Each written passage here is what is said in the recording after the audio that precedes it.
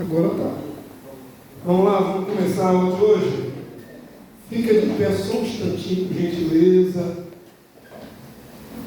Eu vou sempre orientar vocês, né, curso de obreiros, então que vocês façam certos protocolos, que no dia que vocês estiverem à frente de um grupo, familiar ou não, de uma igreja, de um grupo para ministrar, vocês têm que lembrar desses detalhes, né, de levar o povo à reverência, levar o povo a se colocar, não ficar todo mundo, ainda mais se for numa casa, né? Imagina numa sala, todo mundo com o pé em cima da mesa, todo largado no sofá. Então a gente chama as pessoas para a reverência porque vai entrar na presença do Deus vivo. Amém? Só isso. É lógico que Deus ouve a oração de todas as posições. Deitado de cócoras, de bruço, Deus ouve sempre. Mas é uma questão de respeito. Amém? Então eu pedir a Deus graça. Senhor, muito obrigado por esse dia vivido até aqui, porque a tua proteção, tua forte mão estava sobre as nossas vidas até aqui. Amém. Até aqui nos ajudou o Senhor.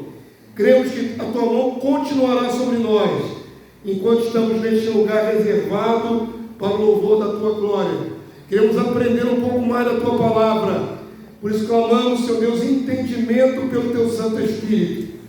Ajuda os teus servos a entender a tua palavra e ajuda-me a ministrar com graça, com verdade, pelo teu Espírito, para que não sejam apenas ideias humanas, mas que sejam realmente, Senhor, a tua palavra revelada, acertando o alvo. Amém. Abençoa o teu servo, abençoa a mim, nessas horas que estaremos aqui, em nome de Jesus, nosso Rei e Salvador. Amém e amém.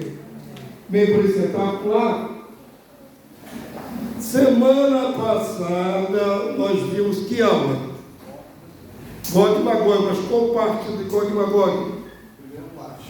Primeira parte. Vocês estão sendo evasivos. Sejam mais específicos. O que nós estamos semana passada? Gog e Magog. Vocês só lembram da palavra Gog e Magog? Falou dos países. Oh, glória! Alguém sabe? Viu, irmão? Vocês já sabem. Cada um completa. Vai ficar todo mundo em Gog e Magog só? Não precisa todo mundo falar a mesma coisa. Mas o senhor explicou, entendeu? Eu expliquei o quê? Quais são os países que vão invadir Israel no futuro. Lembram? E eu falei que não podia ser essa guerra atual porque não tem a configuração que está lá em Ezequiel 39.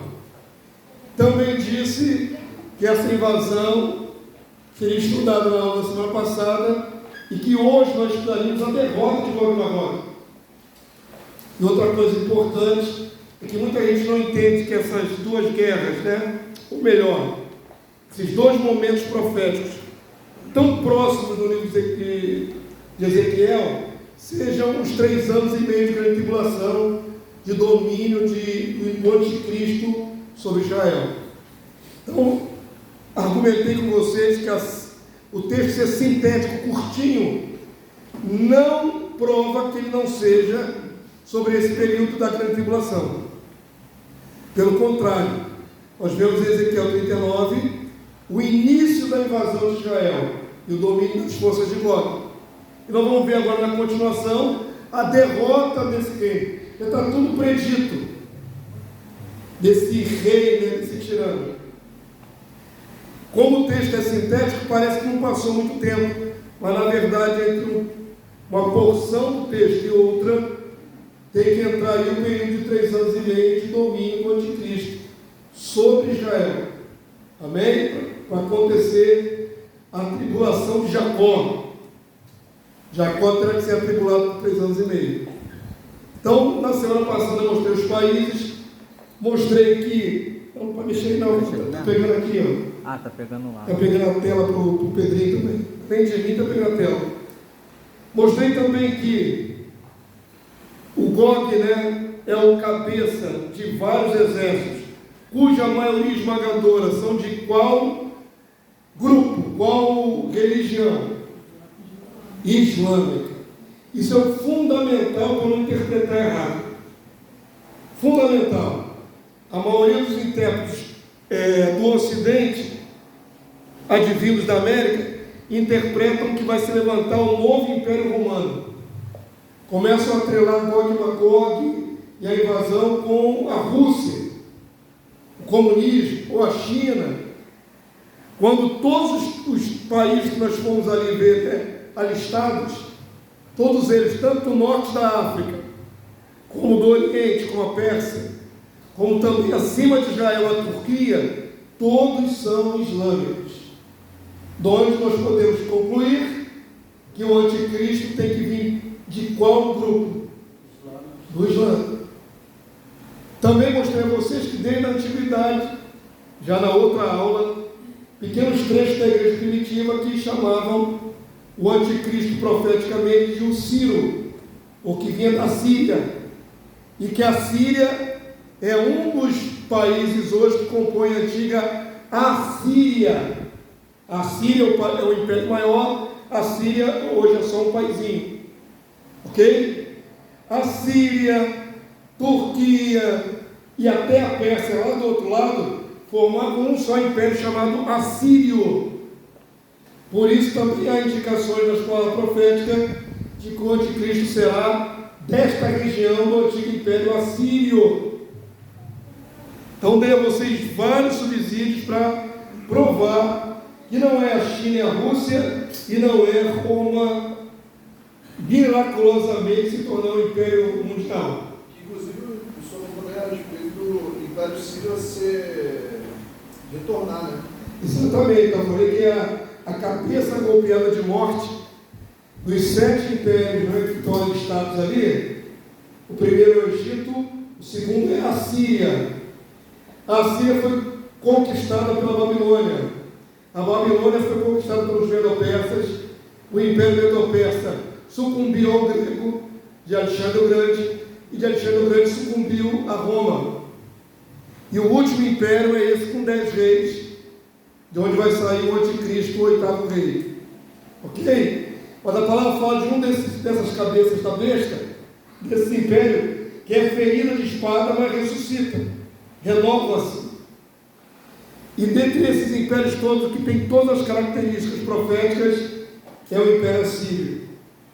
Então, muito provavelmente, o anticristo vem dessa região do antigo Império Assírio.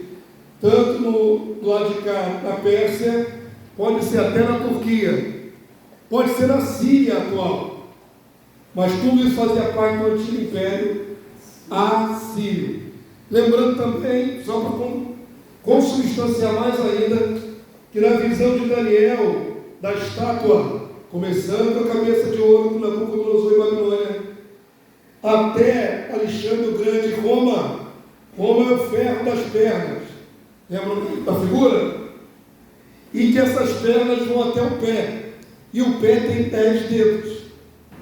Quando a pedra que sai do céu, que não é cortada por mãos humanas, vem para detonar a estátua, ela não pega na cabeça, porque a cabeça nem existe mais. Aonde que a pedra bate? No pé da estátua.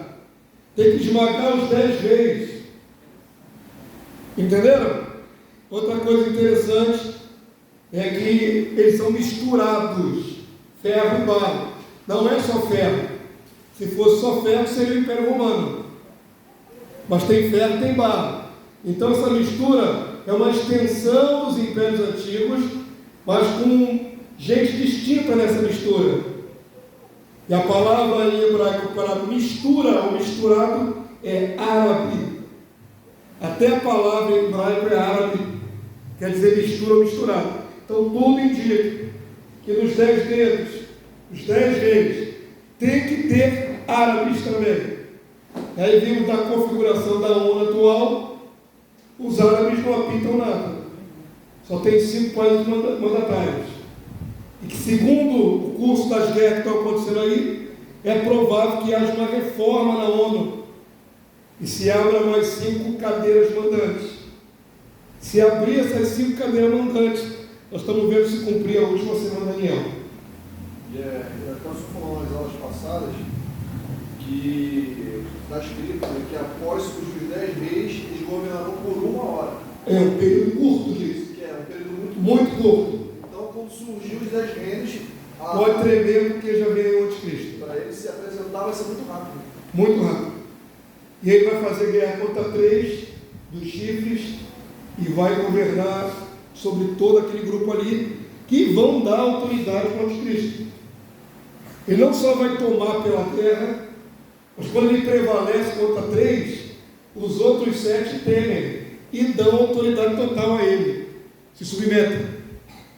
Ele vai ter que governar sobre todo o grupo, todo o contexto. Por isso há indicações na sua Bíblia que o governo do anticristo não é apenas local, lá no Oriente Médio, mas é sobre toda a tribo, língua, povo e nação. Significa que o poder dele será global. Então, tudo isso nós já costuramos nas últimas 2 aulas. Hoje, passado o período da grande tribulação, a gente vai entrar na derrota do anticristo, que é Gog. Invadiu e prevaleceu, mas agora também está profetizado o seu declínio e a sua destruição dos seus exércitos. Então vamos ver os textos bem devagarinho. É magnífico, já estudamos isso na escola dominical, que ele fez comigo. Vai lembrar, e a gente vai ver de novo aqui devagar. Amém? Derrota de Gog, anticristo e seus exércitos. Ao fim da grande tribulação, 3 anos e meio, Gog, anticristo e seus exércitos serão destruídos entre os vales e os montes de Israel. Ezequiel 39, 1, 2 e 3. Vamos ler junto para você ouvir a sua voz, você decora melhor quando ouve a própria voz. Vamos lá? Tu, pois, ó filho do homem, profetiza contra Gog e dize: assim diz o Senhor Deus, eis que sou contra ti, ó Gog, príncipe de Ros, Meseque e Tubal. Partirei que voas e te conduzirei. Partirei subir dos lados do norte e te trarei aos montes de Israel. Tirarei o teu arco da tua mão esquerda e farei cair as tuas flechas da tua mão direita. A linguagem profética é muito poética. Não é? Às vezes é até poética demais, os eufemismos, figuras de linguagem. Significa tirar o arco e a flecha de Gog. Desarmar. Significa desarmar. Lembra que quando ele invade com tudo que tem, com todos os exércitos armados. Porque Israel estará como uma cidade sem muro, lembra? Ela vai estar de novo sossegada, pensando que está tudo embaixo, cada acordo que o anticristo vai quebrar. Eles entraram e invadiram com todas as suas armas. Mas agora Deus está dizendo: vou tirar as tuas armas. Vou te desarmar. Isso é o começo da derrota do anticristo. Como Deus vai fazer isso na prática, não sei. Mas a profecia é: tirarei as tuas armas. Amém? Lembrando que na antiguidade arco e flecha era usado na guerra. Avança aí para mim mais um pouquinho, Rodrigo. Verso 4. Vamos lá? Nos montes de Israel cairás, tu e todas as tuas tropas, e os povos que estão contigo, e toda espécie de aves de rapina, e aos animais do campo, eu te darei para que te devorem. Cairás em campo aberto, porque eu falei, diz o Senhor Deus: meterei fogo em Magog, e nos que habitam seguros nas terras do mar, e saberão que eu sou o Senhor. Então é uma peleja que o Senhor Deus vai, digamos assim, com seu poder, já ia bater nas forças de Gog. Ok? Mais do que isso a gente não pode conjecturar. Mas é claro que Deus está decretando a derrota de Gog, suas tropas, e até atingindo algumas áreas que pertencem ao território de Magog. Amém? Todo mundo entendeu? Então é a hora do decreto da queda de Gog. No outro capítulo, a ascensão. Agora é queda, derrota. Avança mais um aí para mim. Aí, queridos, tem gente que interpreta assim. Até falei para vocês na aula passada, que a guerra de Gog e Magog não é a guerra do anticristo contra Jerusalém. Separam isso. E nessa visão que lhes associa como se fosse outra guerra, eles acreditam que quem vai se envolver é a Rússia, junto com os países árabes. E eles vão ser derrotados e destruídos em pouco tempo. Eles não associam isso ao período da grande tribulação, mas uma guerra menor, uma guerra mais rápida. E aí Deus abate primeiro Gog e Magog, para depois vir as tropas do anticristo. Aonde vocês veem paralelo para duas invasões gigantes no tempo do fim? Existe alguma passagem que mostre mais uma guerra no tempo do fim? Vocês se lembrem? Lembrando que essa descrita em Ezequiel é enorme, envolve exércitos de muitos países. Não é uma guerrinha local, não. Tem países do norte da África. Compreenderam? Tem países da Etiópia, vem do atual Sudão. Essa configuração ainda não aconteceu. Nem na Guerra da Independência de 1948, quando vários países entraram lá para pelejar, nem da de 67, nem da Yom Kippur, em 73, nem agora, nunca houve, literalmente, esses países envolvidos em guerra direta contra Israel. Então, por que pensar em duas guerras? Que querem tirar a Rússia e os árabes de jogo, como se Israel pudesse derrotar todos os árabes. Deixa eu fazer uma afirmativa mais concreta para vocês entenderem. Mas pastor, Israel não vem vencendo os árabes desde 48? Vem por providência divina. Porque é milagre, completo milagre. Se você estudar a guerra do surgimento de Israel em 48, você vai entender que é puro milagre. Não tem explicação humana que um país recém-nascido, que um povo que vem do Holocausto, da Segunda Guerra Mundial, que um bando de fazendeiros, a maioria era fazendeiro, sem uniforme, nem tinha uniforme nem direito para todo mundo, não tinham máquinas de guerra, não tinham canhões, não tinham tanques, tiveram que enfrentar a coligação de vários países armados, com tropas organizadas, com armamento pesado, e ainda assim Israel nasceu e prevaleceu. Uma guerra 100% desfavorável. Não tem explicação humana. Eu não lembro de cabeça quais são os países que invadiram Israel. Mas, se eu não me engano, tem o Egito, que já era uma grande potência no Oriente Médio. Foi invadir Israel também a Síria, invadiu Israel ali, não me lembro se é a Arábia Saudita, mas com certeza a Jordânia, países que tinham exércitos constituídos, e não venceram Israel em 48. Não conseguiram, eles queriam destruir no dia seguinte a promulgação do Estado de Israel. Não conseguiram. Mesmo um monte de colono com a arminha na mão fez frente e ganhou exércitos mais fortes e armados. Qual é a explicação para isso? Porque Deus queria que Israel voltasse a existir naquela terra. Ficou 19 séculos fora. Tudo isso é importante considerar.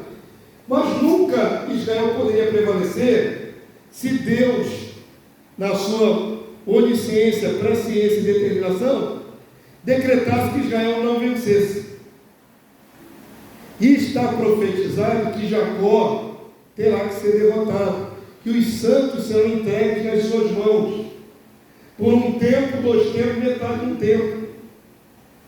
Ou seja, o milagre que aconteceu lá no começo não vai se repetir quando houver a invasão de Gog e Magog, porque não é a hora de Israel resistir, é a hora de Israel perder.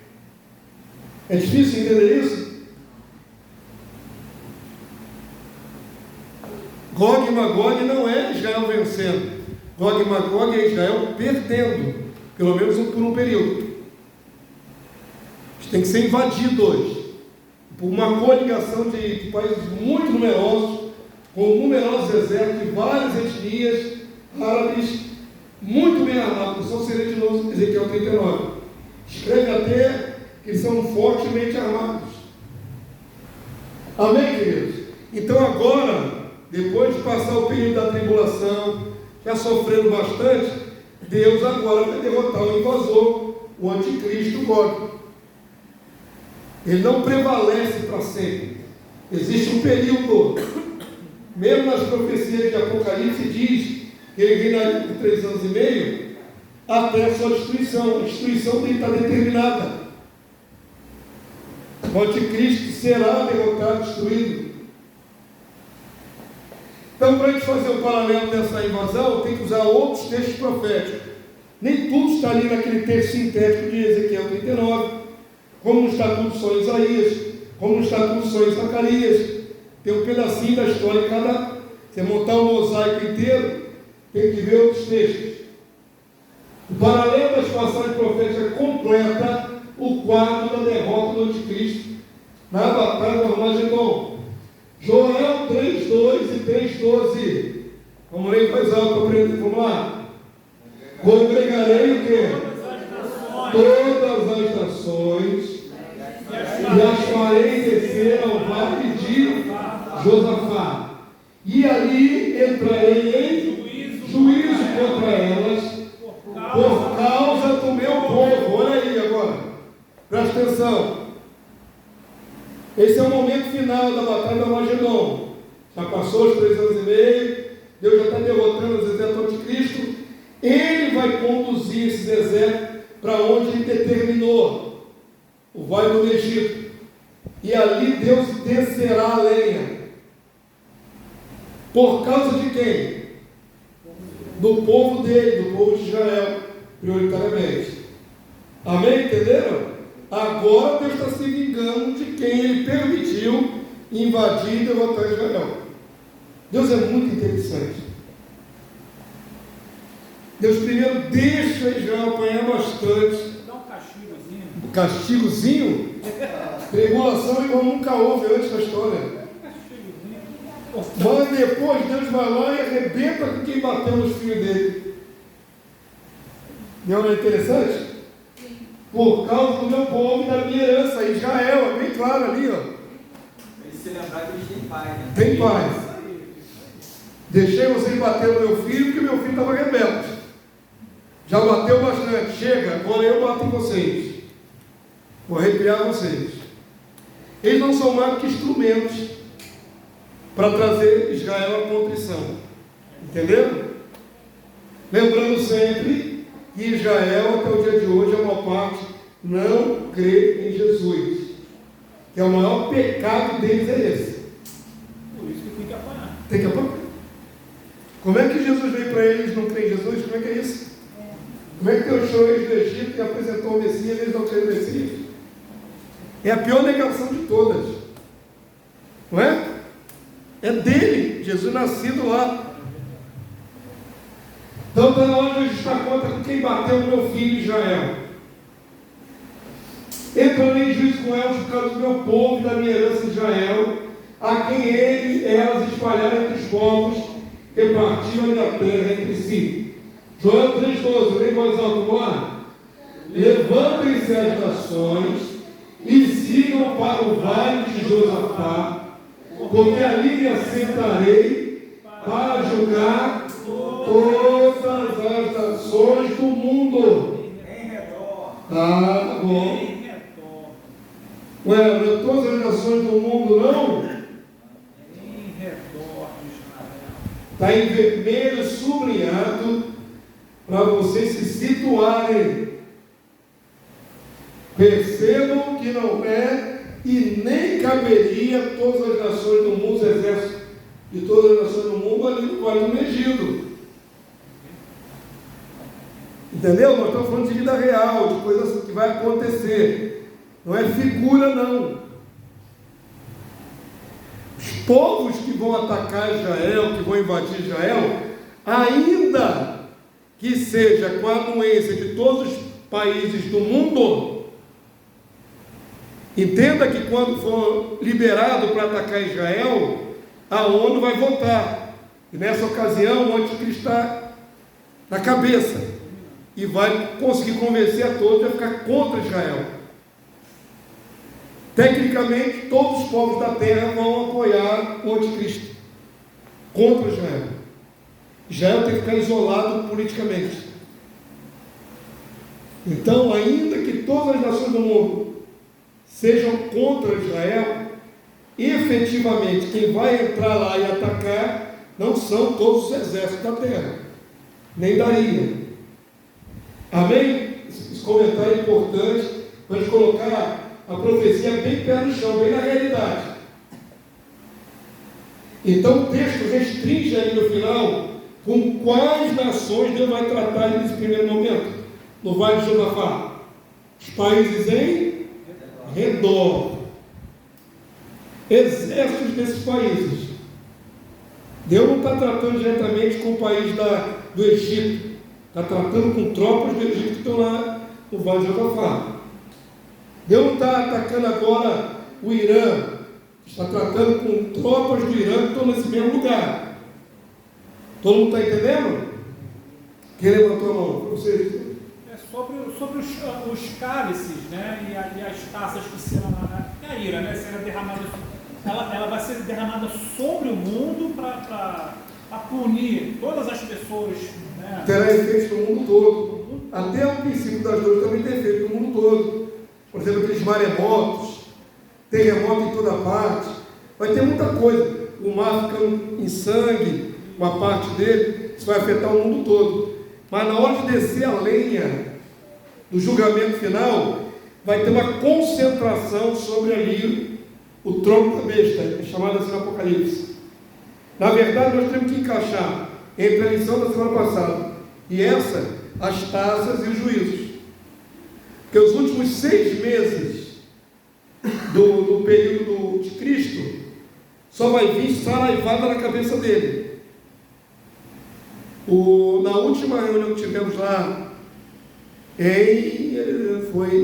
na penúltima, quando estivemos em Porto Alegre fazendo seminário, nós pastores nos reunimos numa mesa, e comendo ali a janta, começamos a falar sobre esse período. Porque tem um período muito específico dentro da última parte do reino da besta, e começa a ter alguns efeitos contra eles. Por exemplo, as úlceras que eles vão ter. É só os macacos que vão ter essa vida. Pois é, mas faz parte dos exércitos da besta que estão lá no Oriente Médio. Pode ser que os macacos da besta em todo mundo também tenham efeitos, pode até ser. Mas se você botar uma lupa nesses textos, você vai ver efeitos bem centrados ali naquele lugar. E por um período de meses determinado, até que as últimas pragas cheguem. Nós teremos que encaixar isso tudo aí também, mas aí vai ficar muito extenso. A gente pode até fazer uma outra aula sobre as taças e os negócios. Eu estou pulando tudo isso aí porque é concomitante, é junto, para mostrar o que está em Ezequiel. Ezequiel não mostra necessariamente as taças, os ais. Ezequiel é uma visão, como eu disse, sintética. Invadiu e foi derrotado, acabou. Essa síntese não permite os detalhes. Para casar, você tem que casar com os detalhes dos outros textos proféticos. Ok? Mas vamos lá. Onde vai ser, então, esse ajuntamento de nações?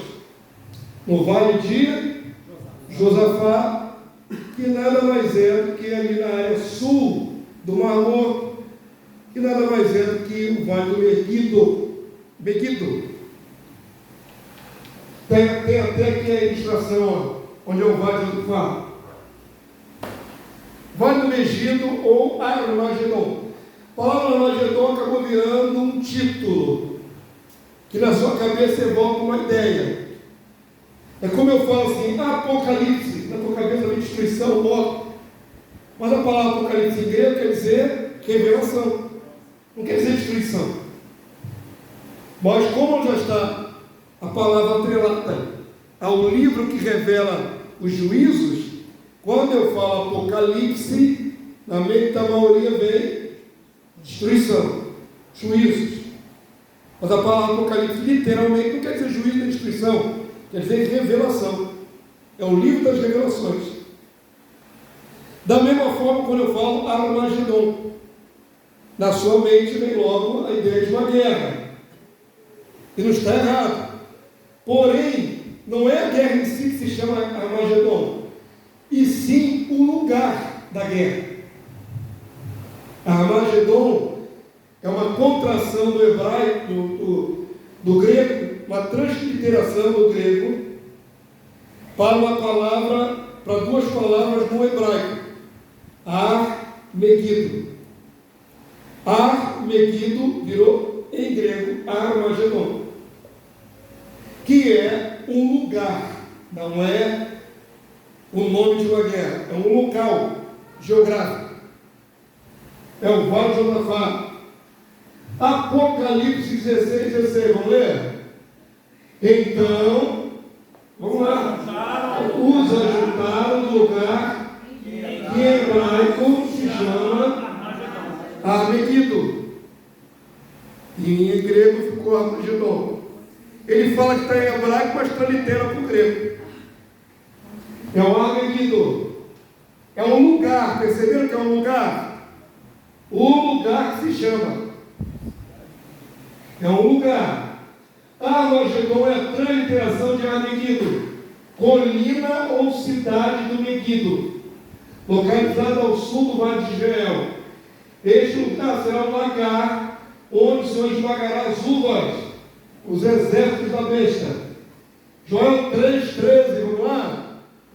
Lançai a foice, porque está madura a seara. Vinde, pisai, porque o lagar está cheio, os seus compartimentos transbordam, porquanto a sua malícia é. Aí o leitor comum em casa não sabe nem o que é lagar. E aí não sabe o que é lagar, lembra do peito de bolhufas. O que é o lagar, irmãos? É o tanque onde pisavam as uvas.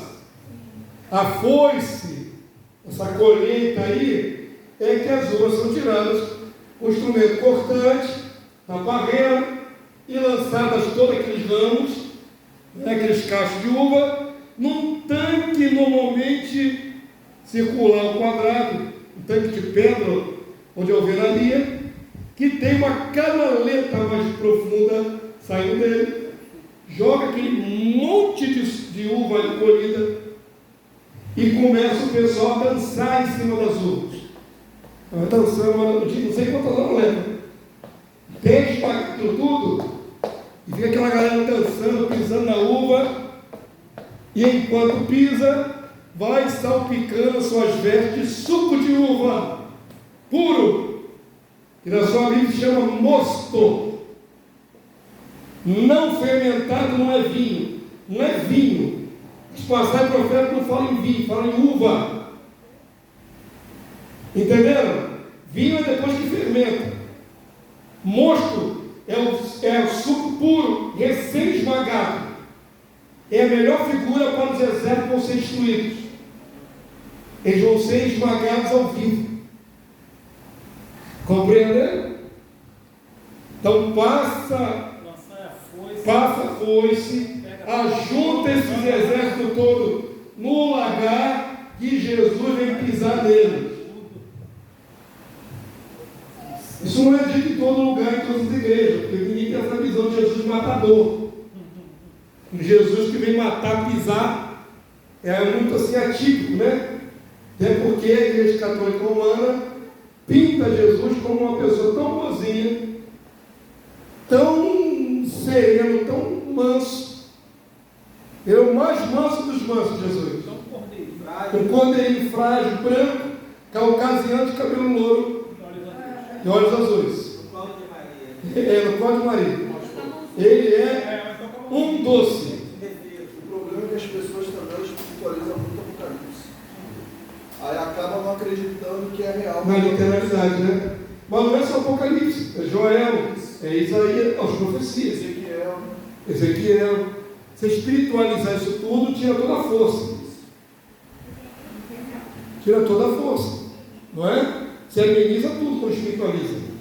Diga, meu filho. Eles falam que a gente está errado por levar tudo por literal, né? Então Jesus não vem literalmente, também nós estamos enganados. Ele finge que vem. Se não é literal, é pela passagem. Então os mortos não ressuscitam de verdade. É só uma figura. E aquela passagem que fala que Jesus entra num burro no templo? Pois é. Aquilo não é literal. Sabe qual é o problema, filho? É que a apostasia dominou todos os entendimentos. Agostinho já doutrinou toda a igreja católica e, por conseguinte, também a igreja reformada. E de Agostinho para cá se espiritualiza todas as passões. Desde o quinto século. E agora então está pior ainda, né? Nós somos herdeiros dessa salada aí. Agora aí, meu Deus. É horrível. É horroroso. Mas as profecias não são figurinhas espiritualizadas. O Messias que vem não vem brincar. O dia do Senhor Yahvé, o dia da ira do Senhor Yahvé não é brincadeira. E as figuras que o Senhor usa para ilustrar a matança não são brincadeira. Mesmo com figuras poéticas e metáforas, o que está sendo descrito ali é matança de exércitos. Nós vamos ver os detalhes. Quem quiser espiritualizar, que espiritualize. Vai errar feio a interpretação. A questão espiritualizada e dá uma mensagem espiritual, porém não é figurativo, mas é verdade. Espiritual porque inspirada pelo Espírito Santo de Deus. Porém, quando a gente fala espiritualizar, quer dizer, tornar ela uma figura espiritual. É assim que eles transpõem. Não uma coisa literal, realista. É sempre uma figura. É um mistério. E aí no mistério ninguém entende nada. Eles amenizam tudo. E aí tira toda a força e o impacto daquela realidade. Vira metáfora, entendeu? Porque eu vi o espiritual como real. Porque espiritual é real. Não, tudo na Bíblia é espiritual. Porque é inspirado pelo Espírito Santo de Deus. A palavra é espírito e vida. Eles falam que é figurativo, que não é real. Aí espiritualizar a palavra. E isso vem desde Agostinho, quinto século.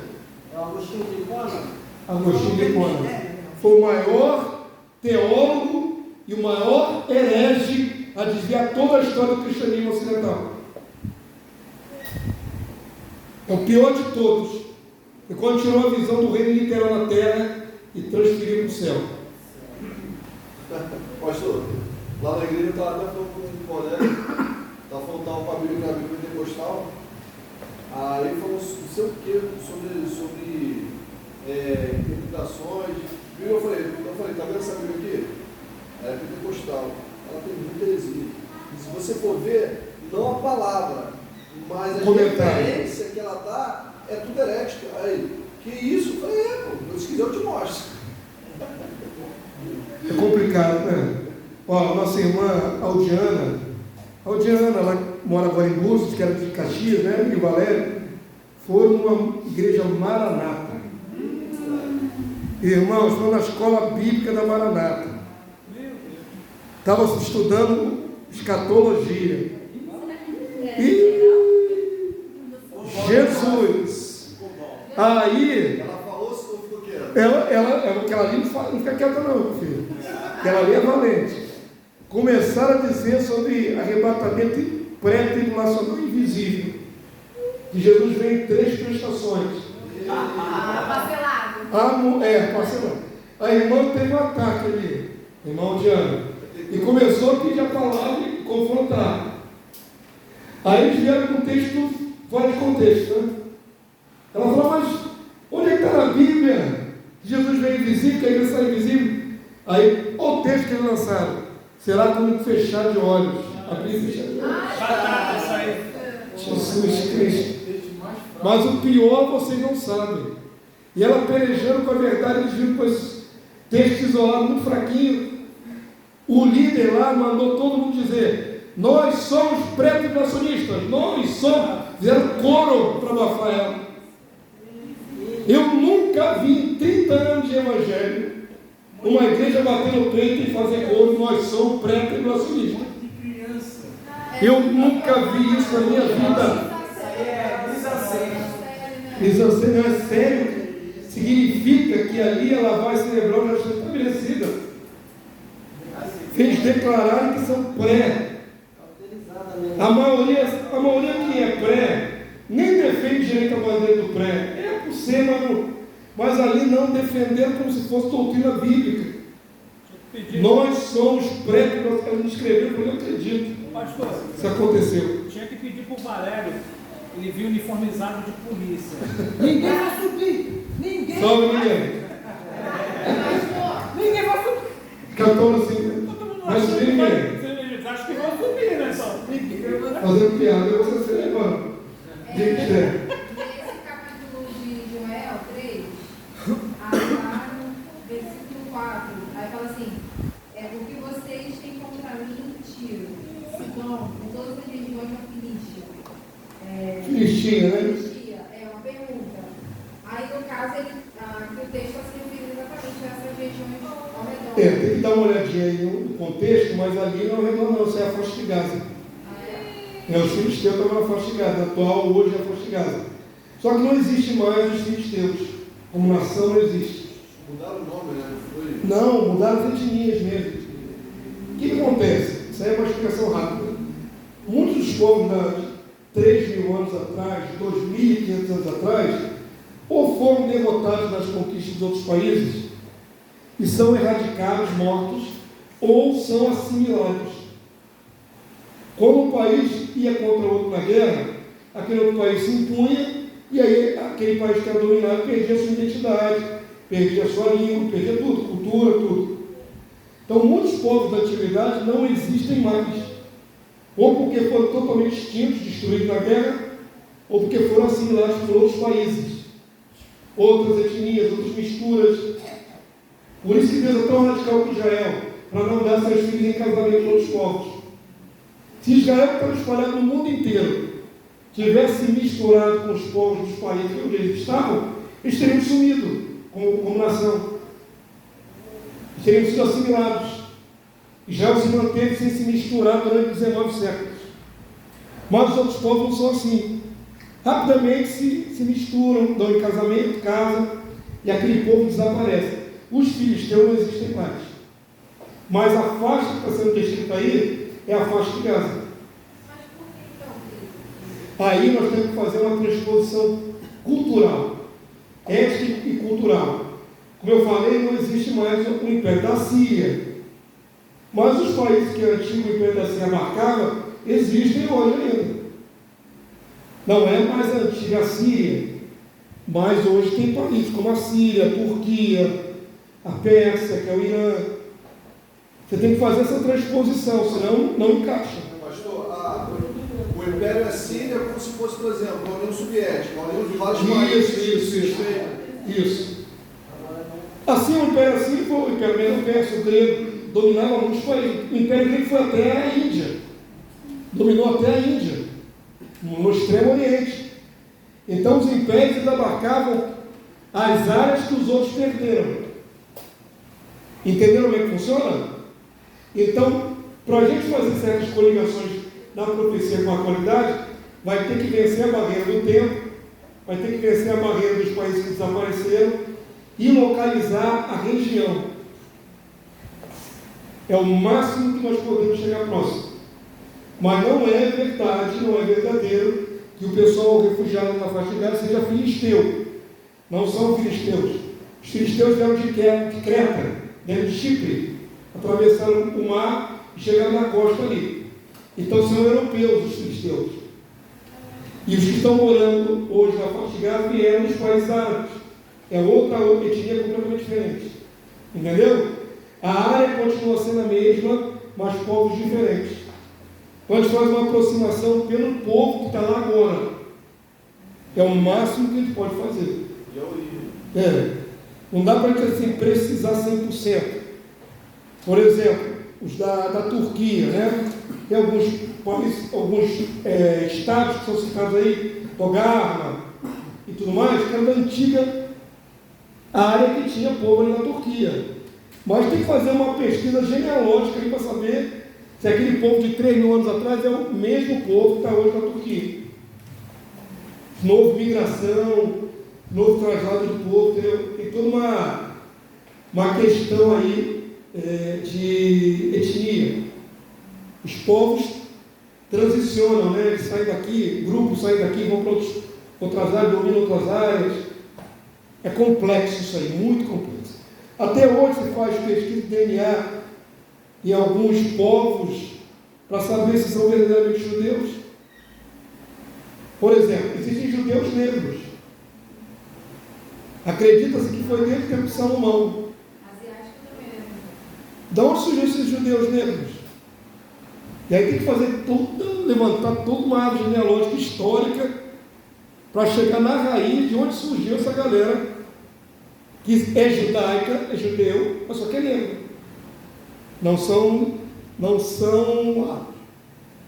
parda, mas a linhagem que foi dividida lá atrás.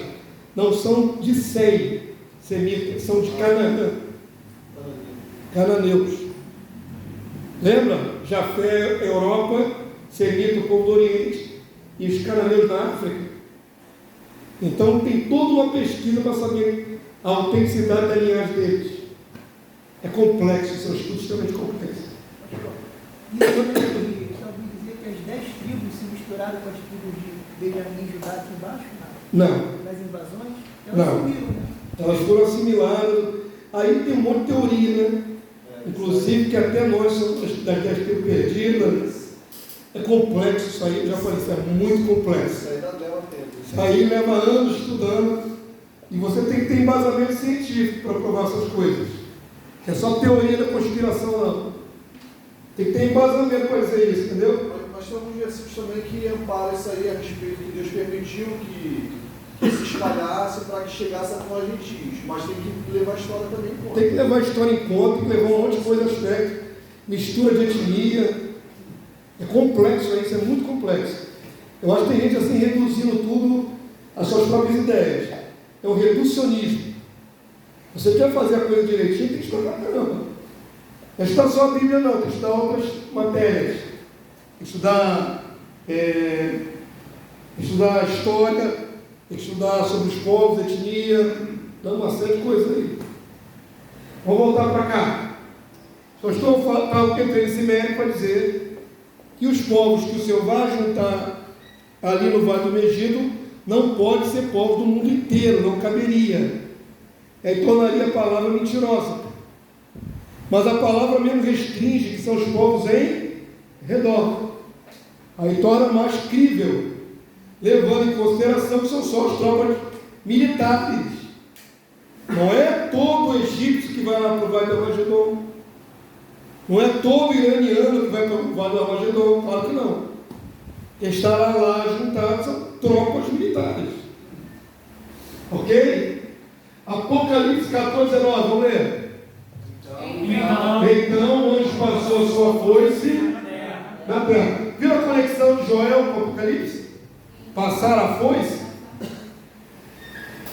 e vitimou a videira na terra e lançou no grande lagar da glória de Deus.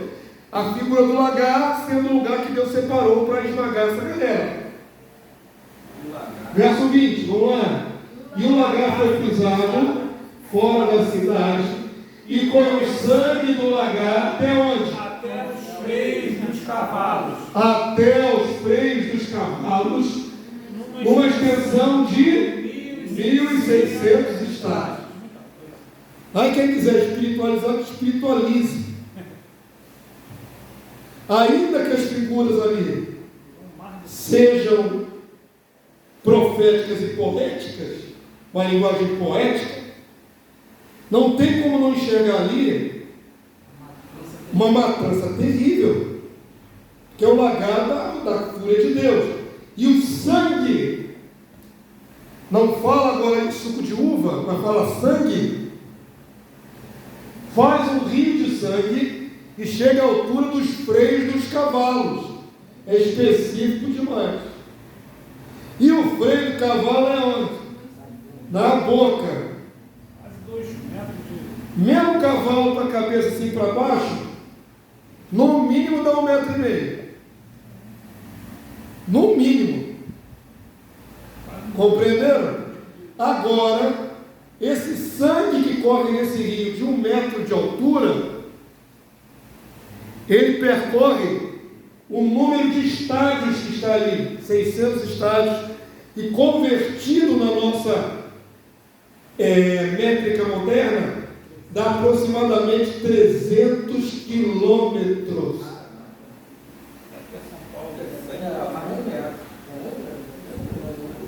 300 quilômetros. Daqui a Búzios. Porque daqui a Cabo Frio é 200 e pouco, até a Búzios chega a 300. Agora imagina o rio de sangue humano para encher 1 metro de altura por 300 de comprimento. Quanto sangue humano tem que ser derramado para dar essa quantidade imensa? E a largura, né? Pois é.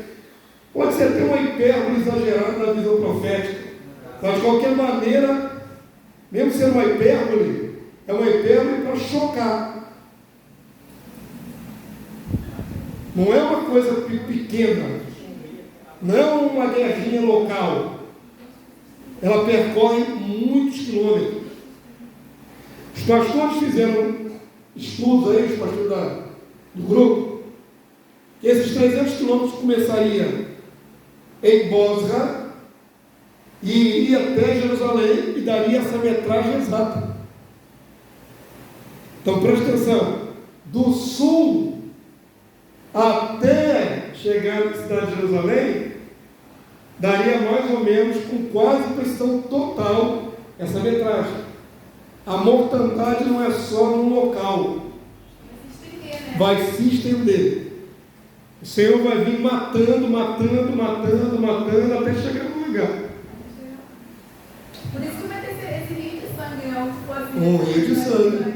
Não é absurdo que o sangue percorra toda essa área, porque não estão todos concentrados num lugar só, somente. Mas vai vir matando já desde baixo até em cima. É difícil a gente ensinar isso, né, irmãos? Pensa em você ensinando na escola bíblica dominical da sua igreja. Ei, Vinícius, né? E Jesus vai vir matando. Ninguém quer ouvir isso. Que Jesus é esse? Que Jesus é ele? O meu Jesus não, o meu Jesus é Salvador. O meu Jesus é bom. Trazer uma palavra dessa, enquanto todo mundo fala que Deus é amor. O meu Jesus não mata ninguém. Esquece que ele também foi possibilidade. Ah, Jesus. É a visão infantilizada que as pessoas têm de Deus e do Cordeiro. Não combina com a visão que está escrita na Bíblia. É uma visão idealizada de Jesus. Aquela católica romana, o santinho assim com o olhinho para cima. Sofrido. Não é assim o santinho católico romano? Jesus assim com o olhinho para cima? Assim. Isso é uma figura absurda. Jesus não é violento, mas ele é justo. O Pai não é rancoroso, mas ele é justo. Percebam, para tirar esse romance da cabeça de vocês, que quem está sendo massacrado agora são as forças do anticristo que oprimiram Israel e os cristãos por 3 anos e meio. Vocês estão com pena das forças do anticristo? Tem gente que tem pena até do diabo. Já vi gente perguntando assim, pastor, mas se o diabo se arrepender, pelo amor de Deus, está querendo converter o diabo. Pastor, tem até, eu vi esse vídeo hoje, uma igreja lá na Nigéria, os islâmicos botaram fogo na igreja, os cristãos voltaram e continuaram louvando o Senhor lá com a igreja toda queimada, e lá tocando. A igreja não tinha igreja, só tinha parede. Eles sentavam no chão e louvando o E Senhor. eles correm risco de serem martirizados. Quer dizer, quem mata os cristãos não merece a fúria de Deus? Não merece a vingança de Deus? O problema é que os evangélicos criam na mente uma ideia de um Deus que não se vinga. Os 300 anos de sofrimento cristão. Mas está na hora da vingança, queridos. Tire a infantilidade de um Deus Papai Noel da cabeça. Hoje em dia, pastor, eles têm a imagem de Deus que serve a eles, né? É um Deus bom, Deus bom, servidor. Só. Porque o que eles fazem no versículo que diz, Colossenses, não lembro de nada, fala que se você plantou, você plantou, você vai colher. De Deus ninguém zomba, ou escarnece. Aquilo que hoje está, certamente colherá. É justiça. Eu estava vendo um vídeo aí da tragédia do Sul. Irmão, aquilo ali foi juízo de Deus. Ou você acha que não? Vai atribuir ao acaso? Foi juízo de Deus. Eu não estou estigmatizando o povo do Sul, não. Estou falando que é juízo de Deus.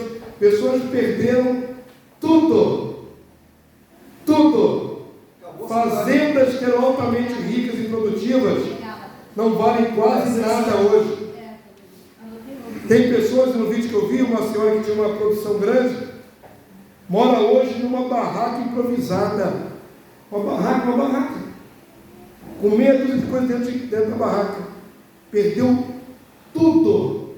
Mas você acha que isso foi por conta de dizer que lá é um lugar que mais chato, mais É assim, lá tem mais feitiçaria e seita afro-descendente, macumba, do que na própria Bahia. Sério. Ela perde, ela ganha na Bahia.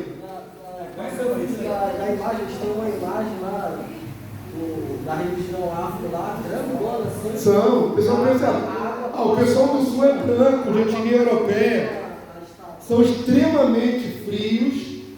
Meu cunhado foi pastor, missionário em Capão do Leão, Rio Grande do Sul. É um povo extremamente frio para o Evangelho. E os missionários e pastores sofrem muito para impor ali uma igreja, para levar a igreja naquele lugar. Não pensa que isso fica de graça, não, irmãos. Tem preço a pagar. Então, quando Deus começa a trazer juízo sobre a terra, isso é só o começo. Vamos começar a matar casas de centenas de milhares. O povo vai cair a ficha que Deus não é o Papai Noel? Tem gente que ainda vai usar. Pelo amor de Deus. Eu acho que vai falar que ele é um Deus maldoso, um Deus que vai mudar a ideia. Mas lembre-se que nesse caso aqui, Deus está trazendo juízo específico sobre as forças de Gog, aqueles que perseguiram e mataram seus filhos.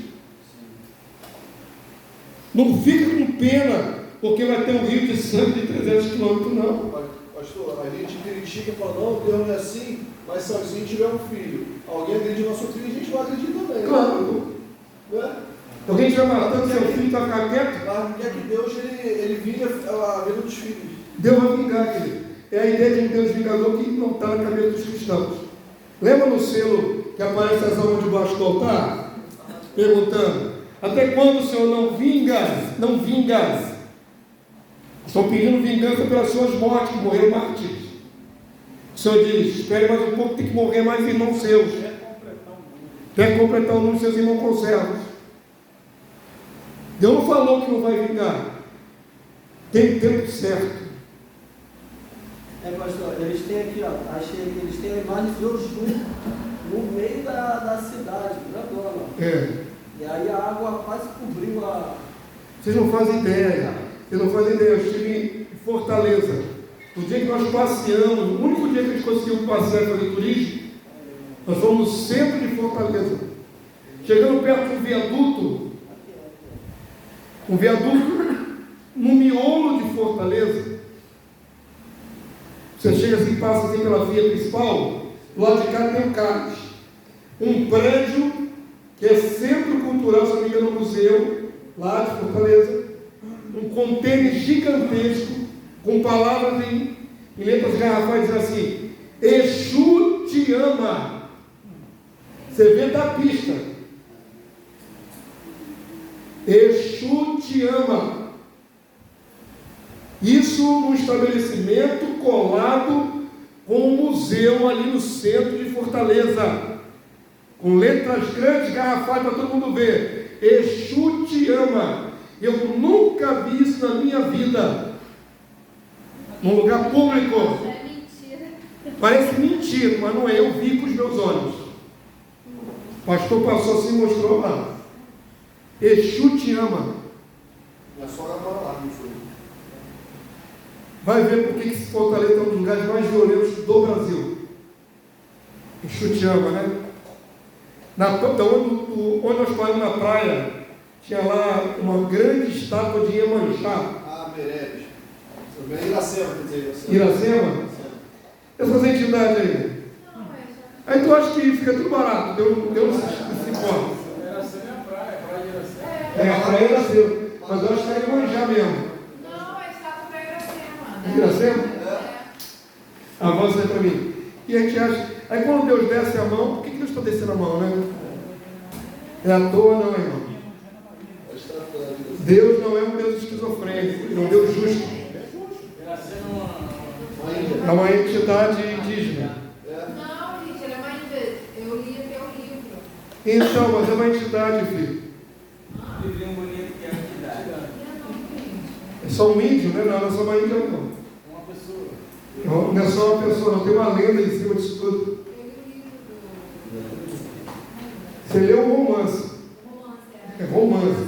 Romance já diz aí, ficção. Não, mas a cultura lá do Ceará. Pesquisa depois sobre Iracema, você vai achar as raízes. Não, eu vou ir lá em Fortaleza. E lá se fala muito da história de Iracema e tal. E a estátua lá é ela. Todo mundo fala também. Então, mas depois dá uma pesquisada aí, que eu acho que está muito superficial essa visão de Iracema aí. Vamos lá, vamos entrar aqui no mérito da batalha. O próprio Rei Jesus virá pisar o lagar do furor da ira de Deus. Vamos tirar aí toda a dúvida em relação a isso? Vamos lá? Apocalipse 19, 13, 14 até o verso 16. Vamos lá, igreja? Está vestido de um manto típico de sangue, e o seu nome se chama o Verbo de Deus. Por que a visão faz questão de dizer que é o Verbo? Para ninguém confundir esse cavaleiro. Agora tem o nome dele. Ele é o Verbo de Deus, é o Logos. Não pensem que é outro, senão o próprio Logos. E aí o texto diz, verso 14, vamos lá? E seguiam os exércitos que é no céu, montados em cavalos brancos, com vestidura de linho finíssimo, branco e puro. Sai da sua boca uma espada afiada, para com ela fazer o quê? Abençoar as nações. Não é a visão evangélica? Parece. Às vezes eu fico olhando assim para essa geração. Meu Deus do céu, não estão preparados para a volta de Jesus. Não estão mesmo. Não estão mesmo. Estão esperando ele sair, voar para o céu. Enganaram eles bonitinhos. Olha o que a palavra de Deus diz: ferir as nações, ferir as nações, e ele mesmo as regerá com cetro de fé. Perceba que ao mesmo tempo fere, mas também rege. Não é a destruição total dessas nações, senão seria só ferir, matar todo mundo. Mas ele também as regerá. Significa que os egípcios vão sobrar para ser regidos por Jesus, que o povo do Irã vai sobrar para ser regido por Jesus. Entenderam? Depois vão ser uma bênção depois. E ele não é gerado de ferro. E ali está em vermelho, lê em voz alta, por favor. E pessoalmente o quê? Pisa o lagar do vinho do furor da ira de Deus Todo-Poderoso. É uma frase enorme, extensa. Não é? Lagar do vinho do furor da ira do Deus Todo-Poderoso. Quem é que pisa pessoalmente? O Deus Todo-Poderoso? Não, quem pisa é o Filho. Em o nome do Deus Todo-Poderoso.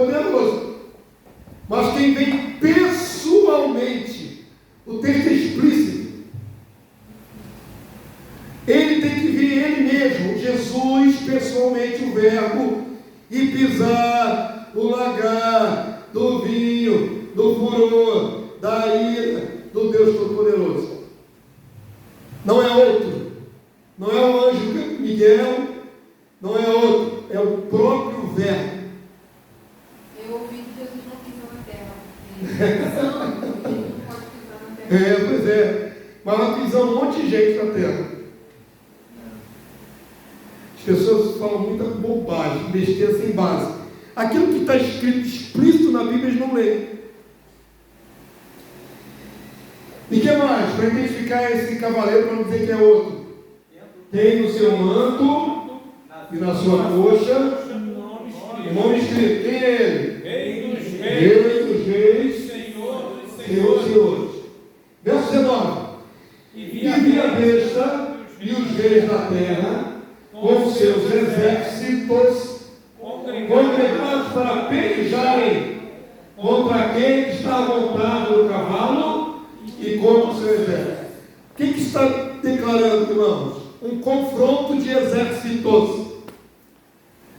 Vem o cordeiro com dele, os santos, e já tem na terra congregado um monte de exércitos inimigos que pertencem à besta, o anticristo, o código. Agora vai haver confronto. Vamos devagar. Apocalipse 17, 14. Pelejarão eles contra o cordeiro, e o cordeiro os vencerá, pois é o Senhor dos senhores e o Rei dos reis. Vencerão também os chamados eleitos e fiéis que se acham com ele. Lembrem-se que nós já fomos arrebatados, já fomos imortalizados e estaremos para sempre com o Senhor. Onde Ele vai, nós vamos. Tem cristão que quando a gente fala que vai ter essa guerra, se isenta. E não quero ver isso não, essa mortandade toda, estou fora. Está repreendido. Deixa de ser bobo. Você está imortal como Jesus é imortal. É uma guerra de um exército imortal contra exércitos mortais. Não, esses exércitos mortais não podem mais nada contra o cordeiro e contra o seu exército. E nós não ficamos flutuando nos ares enquanto Jesus vai pelejar sozinho, não. Nós vamos com ele, atrás dele. Amém? Entenderam? Avança aí, Rodrigão. Pastor, esse rei dos reis, rei maiúsculo, rei minúsculo, está no grego também? Senhor. Rei, dá uma olhadinha lá. Senhor dos senhores. Senhor é de todos, o outro texto diz soberano dos reis da terra. É Senhor de tudo. Não vai ter nenhuma liderança mundial que fique acima de Jesus. A ideia é essa. Os monarcas da antiguidade faziam títulos longos. Por exemplo, o imperador que dizia assim: eu sou César Augusto Magnânimo, bondoso, vitorioso da Silva Sena. Era assim. Eles estendiam seus títulos o máximo possível. O de Jesus basta esse. Ele é Rei dos reis e Senhor dos senhores da terra. De todos os senhores da terra. É o título dele.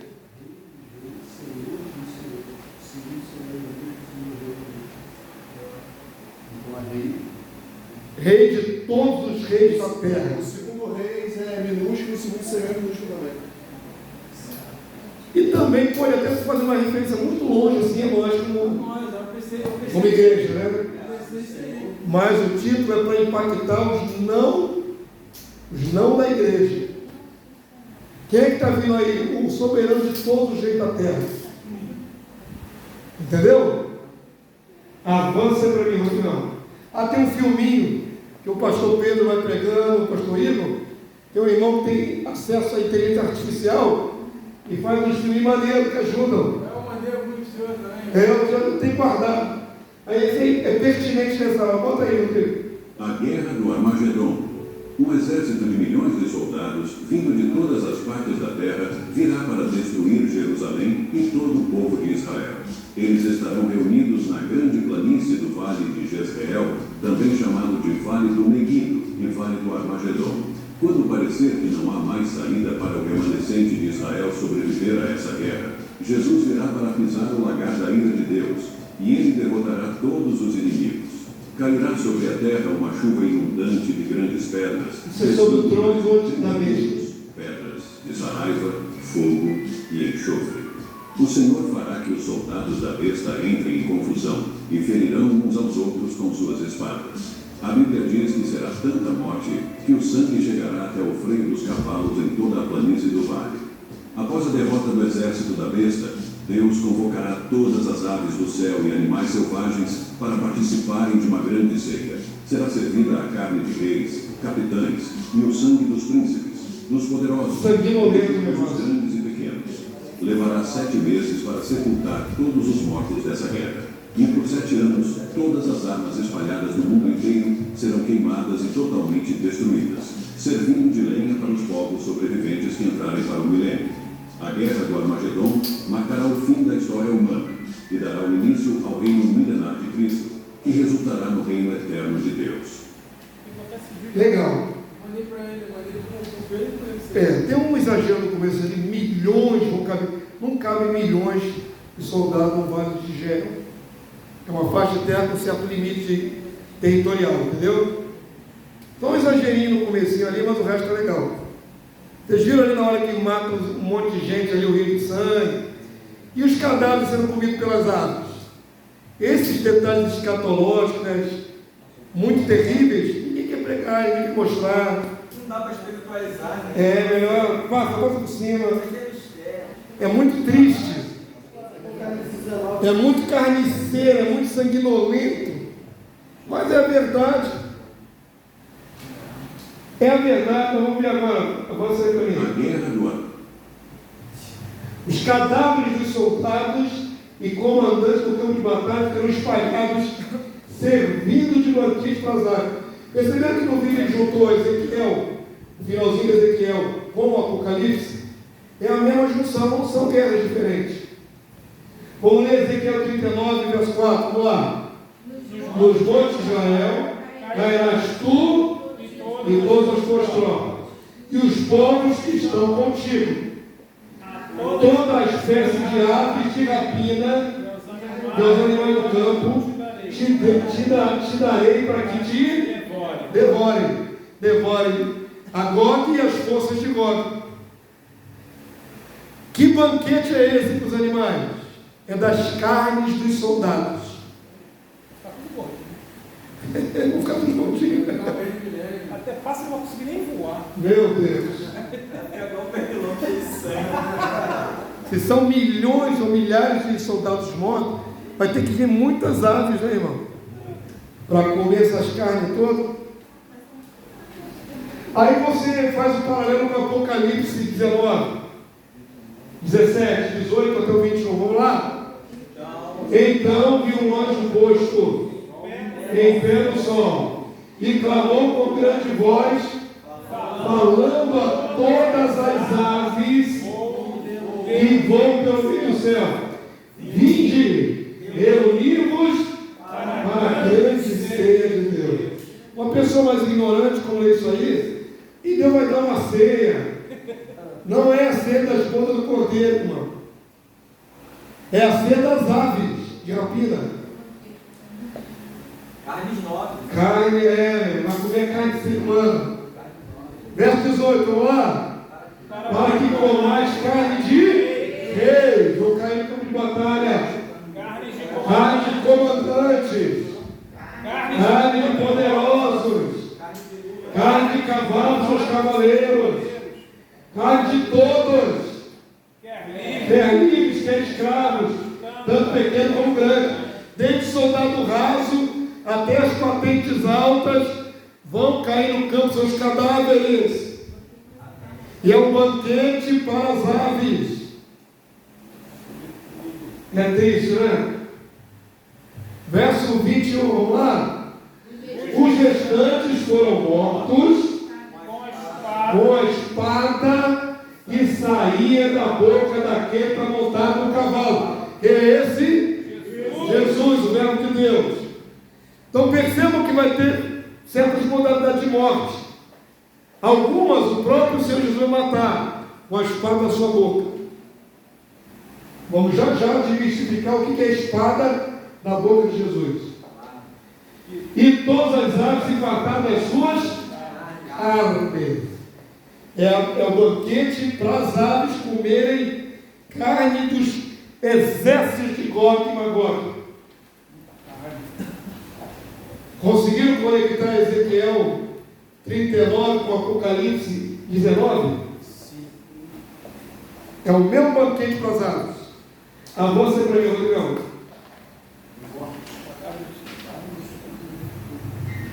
O rei Jesus matará muitos deles com a espada da sua boca.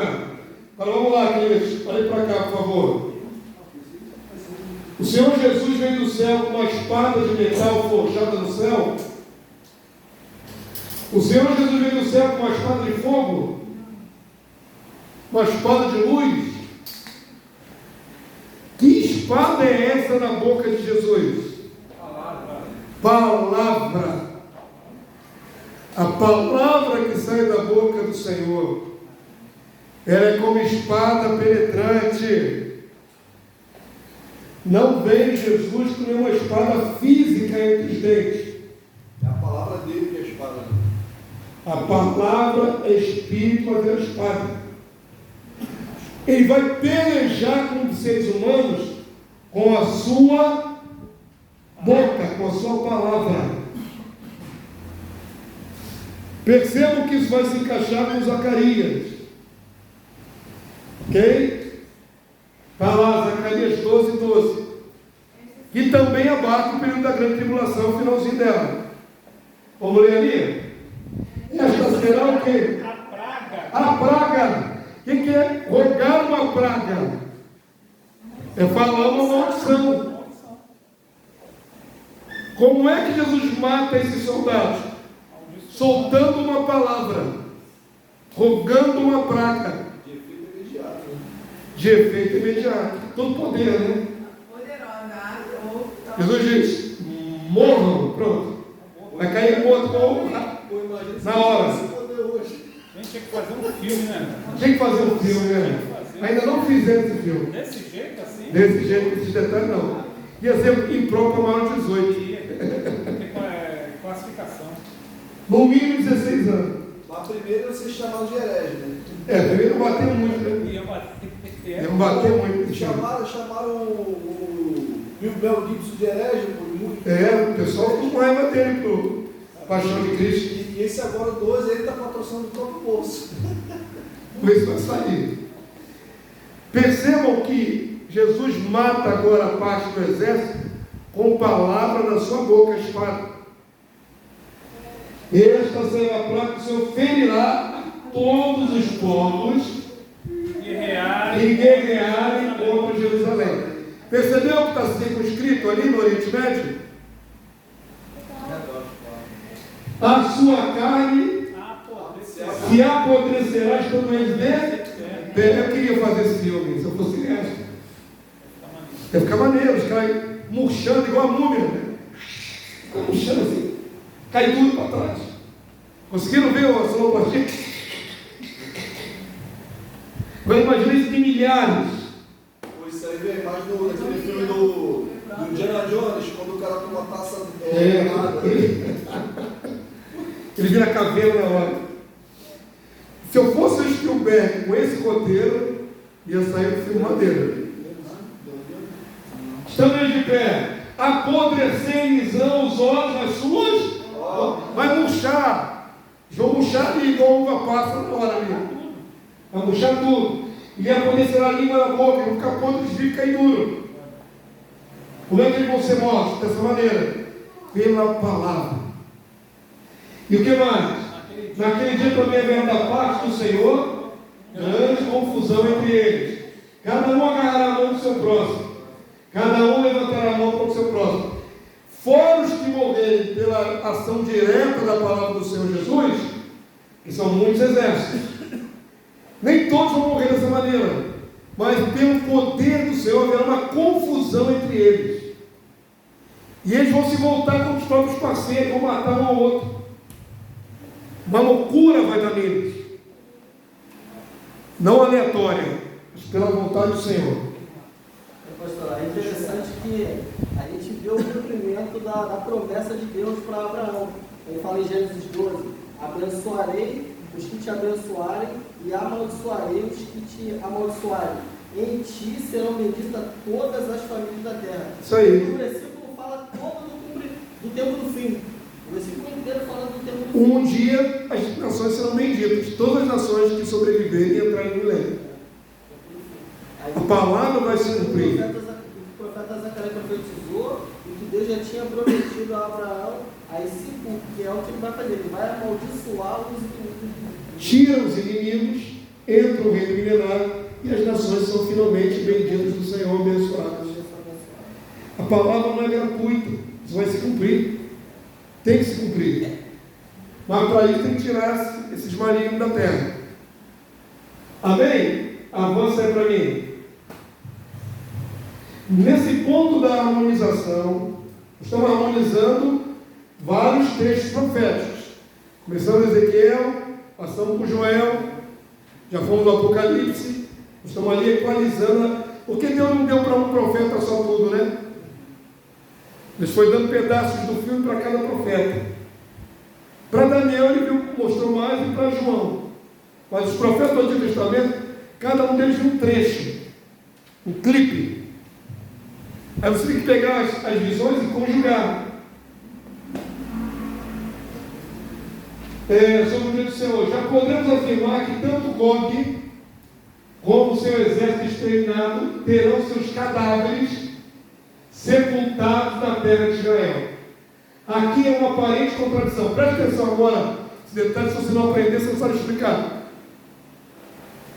Muitos acreditam, como eu falei, que não é a mesma guerra de Gog e Magog quando a Armagedon, que separam essas duas profecias, quando na verdade é a mesma profecia. Por quê? Porque tem alguns detalhes que são mais complexos. Por exemplo, em Ezequiel é dito que as forças de Gog e o próprio Gog vão ser sepultados. Amém? Vai levar aquele tempo todo para sepultar ou vai sepultar. Então, se nós identificamos Gog como sendo o anticristo, a besta, como é isso, pastor? Gog será morto e sepultado? Se não aprender isso direito, você não sabe explicar. Então, presta agora um pouquinho de atenção, tá bom? Vai harmonizar. Aqui uma aparente contradição do destino do anticristo besta, que juntamente com o falso profeta é lançado vivo no lago de fogo e enxofre. E agora, pastor? Gog é mesmo o anticristo? Ou tem Gog e a outra pessoa é o anticristo? A entidade. Vamos lá. Vamos lá. Em Ezequiel 39:11 até o verso 15, fala da morte de Gog e suas tropas. Então vamos ler? Aprender? Naquele dia, darei a Gog um lugar de sepultura em Israel, o vale dos viajantes, ao oriente do mar. É um lugar geográfico? Sim, está dando detalhes geográficos aí. O que mais? Espantar-se-ão os que por ele passarem. Nele sepultarão a Gog, o cabeça, o rei. Gog é o rei, é o tipo. E as suas forças. E lhe chamarão vale das forças de Gog. Então é sepultado o rei, chamado Gog, e é sepultado suas forças, seus exércitos. Tem aqui todo mundo junto? 12. Durante quanto tempo? 7 meses. Estará a casa de Israel a sepultar um cadáver para tudo quanto é lado. Agora só tem só os ossos, porque as carnes já foram comidas. Mas um monte de osso, contaminando a terra. Aí diz assim, sepultado, para limpar a terra. Como é que Jesus vai reinar em Jerusalém? Numa terra cheia de escombros e cheia de cadáver para tudo quanto é lado. Podre. 7 meses para limpar tudo. A faxina vai levar 7 meses.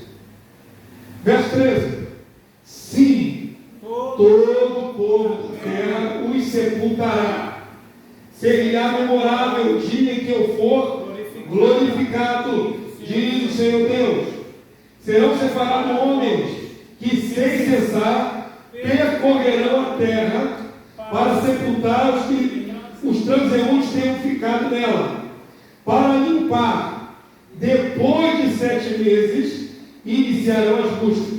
Quer dizer, mesmo os cadáveres mais fáceis de achar vão ser sepultados, mas vai ter cadáveres que se colocar mais escondidinho, um pouquinho mais distante, na beira de uma rocha, no rio, longe. Vai mandar batedores atrás desses cadáveres. Tem que sepultar todos. Diga, Rodrigão. Vai ser a igreja que vai sepultar ali, a casa de Israel. Não, fala ali de Israel, né? Casa de Israel, uma escola. Não, lembrando que nem todo Israel é eleito. Tem Israel natural e Israel que é igreja. Certo? Vai conviver esses dois Israel, mano. Você conhece esse conceito? Estou falando coisa estranha para vocês? Não espiritualize Israel dizendo que todo Israel é igreja. Nem todo israelita é eleito. Paulo falou isso. São nações. São nações. Vai ter Israel que não é glorificado, pois é israelita e vai viver na terra lá como nações. Um pouco sobrou, né? É um pouco que sobrou do massacre de 3 anos e meio. Nem todo Israel vai ser glorificado, hein? Pelo amor de Deus. E nem todos eles se aliarão ao anticristo. Né? E nem todos se aliarão ao anticristo. Vai sobrar nação de judeus, em carne ainda, para poder ser nação junto com outros povos ali. Pastor, quem vai ordenar isso são a igreja glorificada? Com certeza em ordem do trono. Sim. Lembra que a gente vai ter uma condição de corregente com Cristo. Isso.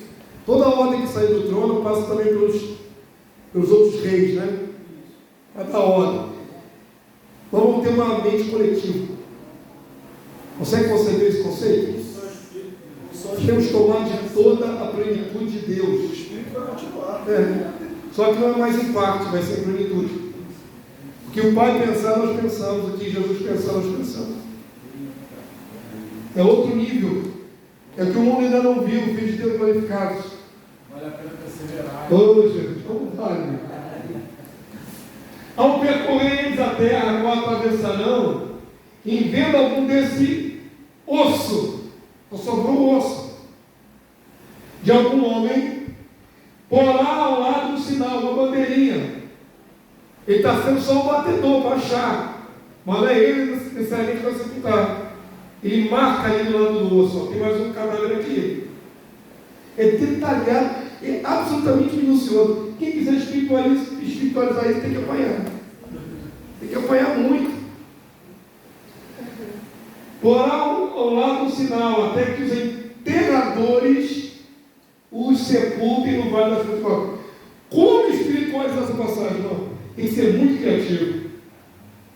Tem que ser muito. Tem que ser uma inteligência rara. Tem que ser Tem que ser inteligência artificial. Tem que ser muito dominado pelo Espírito Anticristo. Muito. Mas nem fala sobre o Gog e Magog, gente. Se for perguntar, sabe? Não sabe nada. Mas vai pegar a passagem e vai espiritualizar como? O negócio lá dos caras botando bandeirinha lá do osso. Meu Deus, o que é isso espiritualmente falando? Mas espiritualizam o vale de... Espiritualizam tudo, filho. Pastor, Como eu não sei. mas essa aparente contradição que o senhor está falando aí, que agora está dizendo que... Por enquanto, a gente está vendo que Gog, o rei, o oitavo rei, e suas forças são sepultados. Mas a gente vai ler depois que a besta vai para o lado do fogo vivo. Essa é a aparente contradição. Avança aí, Rodrigo. Apocalipse 19, 20. Essa é a chave de tudo. Vamos ler ali, ó. Mas a besta foi aprisionada, e com ela o falso profeta, e com sinais feitos diante dela, seduziu aqueles que receberam a marca da besta e eram adoradores da sua imagem. Os dois foram lançados vivos dentro do lago de fogo que era um show. Pastor, mas então por que aquele versículo está dizendo que vai aparecer hoje? É agora que vem a chave, irmão. É agora, é agora. Vou chegar no mistério agora. Recebe a visão, varão. Recebe a visão, varão. A aparente contradição se equaliza quando entendemos a natureza espiritual da besta ou espírito do anticristo que já opera no mundo desde o início da igreja primitiva. Que você não está conseguindo visualizar ainda, varão, deixa eu te mostrar. O espírito do anticristo é um ser espiritual, não morre. Mas a carne do indivíduo que vai ser possuído é humana.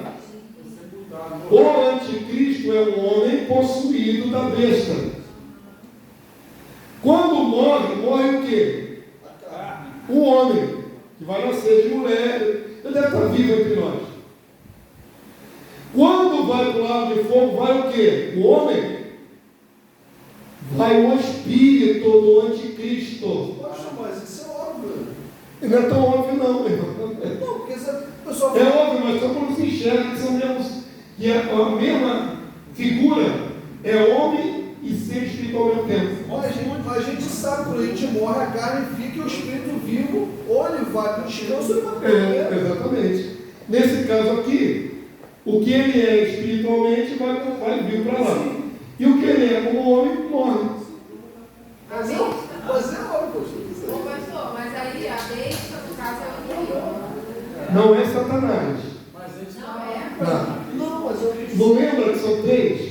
Vai ter uma hora que vai sair espíritos em forma de rã da boca do dragão, Satanás, da besta e do falso profeta.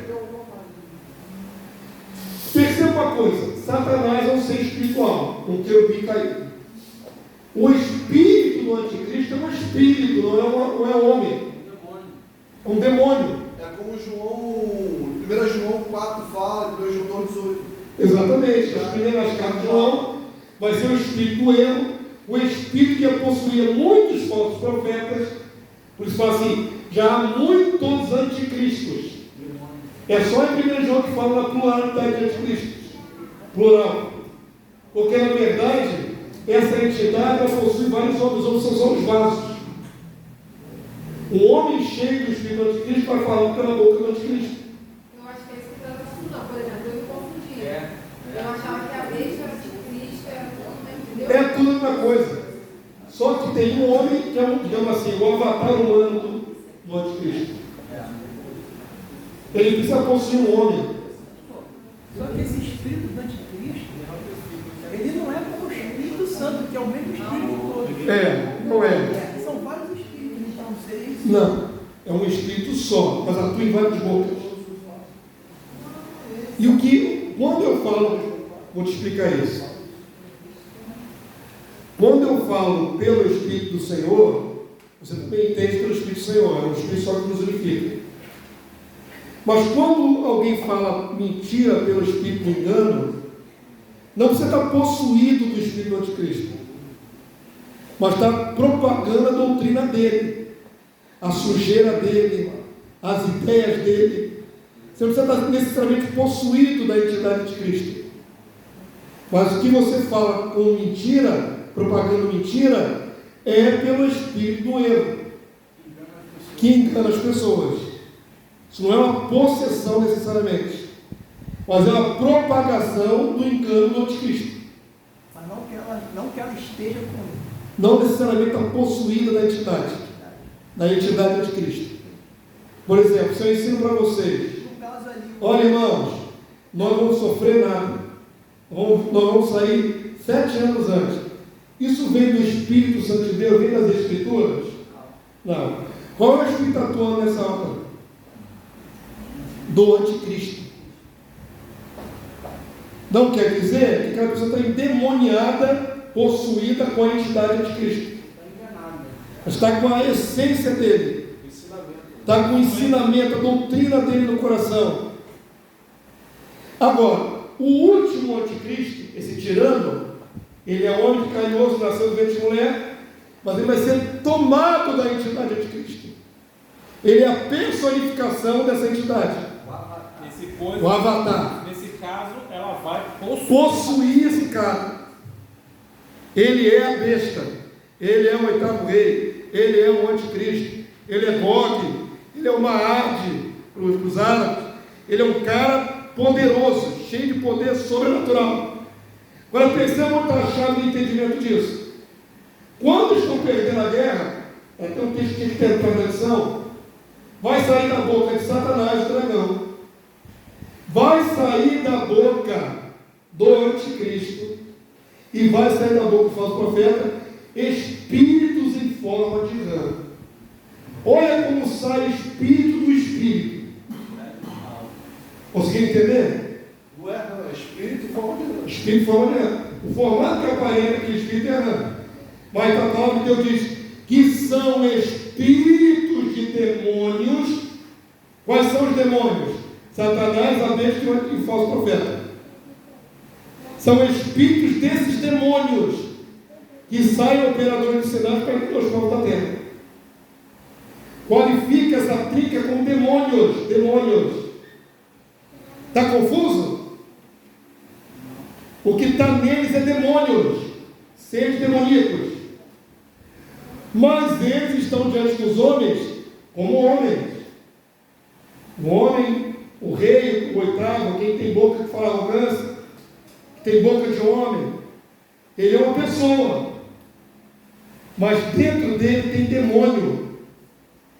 Esse é o link que fecha todo o contexto. Então, não veja o anticristo só como um homem, é um erro. Não veja o anticristo só como um demônio, é um erro, você está vendo parcial. Veja uma amálgama disso tudo. O anticristo é um homem tomado do espírito da besta. Espírito do anticristo. Por isso agora vai harmonizar. Não tem erro o homem anticristo morrer na batalha e ser sepultado lá em Jerusalém, lá nas terras de Israel. Porque quem vai para o lago de fogo e enxofre não é o homem anticristo. Quem vai é a essência dele. O demônio anticristo é que vai para o lago de fogo. Conseguiram entender agora essa harmonia? Quem levantou a mão? Fala, filho. Inclusive, o homem anticristo, ele ser chamado de anticristo é só um apelido, né? O espírito. Quem vai dizer que é o anticristo é a igreja. Mas ele não vai dizer, eu sou o anticristo. Ele não vai dizer isso. Ele quer ser aceito, ele vai ser aceito pelas nações. Como é que vai dizer, eu sou o anticristo? Pelo fruto a gente vai conhecer a árvore. A gente vai ver as ações dele. E aí vamos identificá-lo com certeza que ele é o anticristo. Pastor, e o falso profeta? No caso ali, na parte de Magog. Ele é chamado de segunda besta. Mas aonde ele se localiza ali no caso de Gog e Magog? Ele seria Magog? Não, o falso profeta não é Magog. O falso profeta é uma cepa do anticristo que promove o culto ao dragão, a religião. Ele vai ser lançado como um corpo? É a mesma situação da besta. Tem um avatar humano e tem a segunda besta dentro dele. Então, essa é a pergunta que ela está falando. Onde está a figura do... Ali, Ezequiel não fala especificamente desse personagem. Mas no Apocalipse mostra que as duas entidades vão falar no fogo mesmo. É um que sai do mar e o outro que sai da... Isso. Tem gente que traduz a besta como sendo os Estados Unidos da América, a segunda besta. Ai, Jeová. A segunda besta é um homem. A segunda besta é o promotor da religião. E ele também vai ser usado por demônios. Então, o anticristo e o falso profeta são duas pessoas. Duas pessoas. Não é um só. Como também não é um só misturar o anticristo, o falso profeta e Satanás num ser. Isso é um erro. São três. Três demônios. Na hora que sai deles a essência demoníaca, os espíritos demônios, sai da boca dos três. porque assim, a narrativa fala só de God. A narrativa dali de God, Isso. porque é sintética. Sim, porque não fala da pessoa. Não fala um monte de coisa. Não fala, por exemplo, das taças. Ele vai morrer também, vai morrer também, sepultado também. e vai ser sepultado também, e aquilo que está nele vai ser lançado lá de fogo. Aí as coisas harmonizam. Como eu falei desde o início, a visão de Ezequiel é muito simplista. É só um flash. É só um, como é que se chama no cinema? Um trailer do filme. Na verdade, ele complementa, né, pastor? Ele complementa os outros textos. Por que Deus, na sua sabedoria, não mostrou tudo logo de uma vez? A gente tem que ler Ezequiel, tem que ler Joel, tem que ler Zacarias, vou montar um quadro. É a maneira didática de Deus de não falar tudo de uma vez. Quando você harmoniza os textos, você vê todo o quadro. Ok? Vamos finalizar então. Bíblia não é preguiçoso. Nem para qualquer estúpido ler o primeiro texto e já dizer que sabe. Não é assim que funciona. Volta lá, não tem meu texto não. Todo espírito que não confessa Jesus não procede de Deus. Pelo contrário, esse é o espírito do anticristo, a respeito do qual tens ouvido que vem presentemente está no mundo. O espírito do anticristo atua desde o primeiro século. O anticristo final vai morrer no século 21. Entenderam? O espírito não morreu ou não morre ao longo dos séculos, está vivo e atuando ali. Quando é que é o fim deles? Quando o avatar humano dele morre e ele é lançado no lago de fogo e enxofre. E não é o fim, ele continua existindo preso no lago de fogo e enxofre por 1000 anos, enquanto Satanás é preso no abismo. Quem inaugura o lago de fogo e enxofre são as entidades primeira besta e segunda besta. O amiguinho deles, o pai deles, que é Satanás, só vai encontrar com ele depois do milênio. Quando ele for solto de novo, aquela última rebelião, ele finalmente vai ser lançado no mesmo lugar onde já estava a besta e o falso profeta. Entenderam? Eles vão na frente, no final da guerra. Eles inauguram o lago de fogo e enxofre. No entanto, o Jeroboão, o oitavo rei, é um homem possuído da entidade de Cristo. Este hospedeiro humano será morto. Assim também o falso profeta homem, e será possuído pela segunda besta. Quando eu estava harmonizando tudo isso, eu me lembrei desse texto de Jesus. Olha aí como é que está a rola. Olha o que está escrito em 2 Tessalonicenses 2,8. O que diz ali? Então será de fato. Então será de fato revelado quem? O inimigo. O inimigo. A quem o Senhor Jesus mandará com o sopro de sua boca e o destruirá pela manifestação de sua vida. O texto é em sofisma. Jesus o matará. Jesus o matará. Por muito tempo espiritualizei esse texto, dizendo que matar o anticristo seria tirar a força dele do coração humano. É isso que está escrito ali, irmãos? Ele o matará com o quê? É a mesma coisa da espada, com a palavra. Mas aí a gente não vai espiritualizar quando a gente tem outros versículos concordando. Quando você não tem, você olha só para esse, você espiritualiza. Jesus não vai matar os exércitos com a sua palavra? Percebam que o inimigo também é morto. E o destruirá pela manifestação da sua vinda. Quando é que o anticristo é morto? Na segunda vinda de Jesus. Então até dá o detalhe técnico, né, temporal de quando ele é morto. Na segunda vinda de Jesus. Então como é que harmoniza isso, pastor? Ele vai morto ou ele vai vivo? O lago de fogo e enxofre. O que ele é como demônio vai vivo, mas o que ele é como homem vai morto. Morre. Ali está se referindo, então, literalmente ao homem. Ao homem. Ao homem da iniquidade. E aí o texto em grego diz antropos. Antropos é homem. Aí não há mais confusão. O que morre nessa parceria satânica, é o homem possuído. Compreendeu? Todo mundo compreendeu? Compreendeu, André? Eu vou ter que explicar isso para esse ano, hein? Eu não veio hoje. Espero que vai estar gravado. Explicar isso para esse ano. Vou tentar botar esse vídeo no grupo. Não, acho que no grupo não dá, botar no Telegram. No WhatsApp não pega não. Vou ter que botar no YouTube e passar o link só para vocês. Essa separação do avatar humano e a entidade, a gente viu o cumprimento da profecia de Daniel 9:27. Ele fará firme aliança com muitos por uma semana, na metade da semana fará cessar o sacrifício e a oferta de manjares.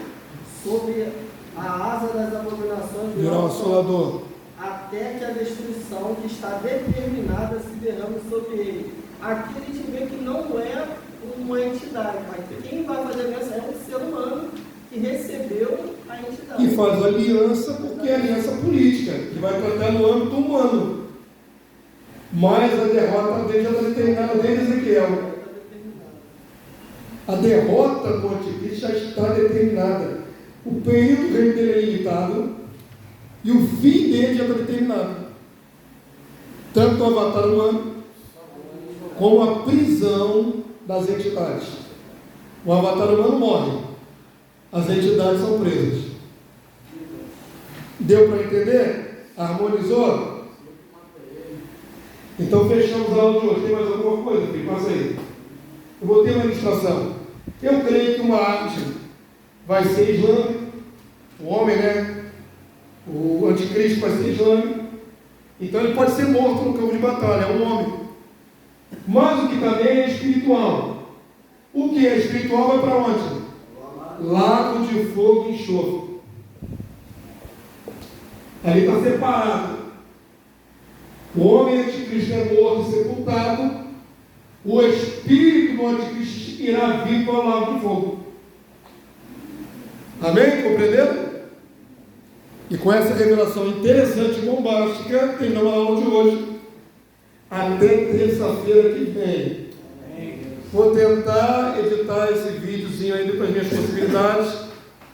Botar no YouTube, ter um canal lá e jogar o link no grupo.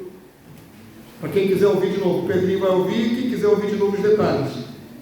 Vou ficar de pé, deu hora certinha aí. Eu pensei que não ia dar tempo para fazer hoje tudo.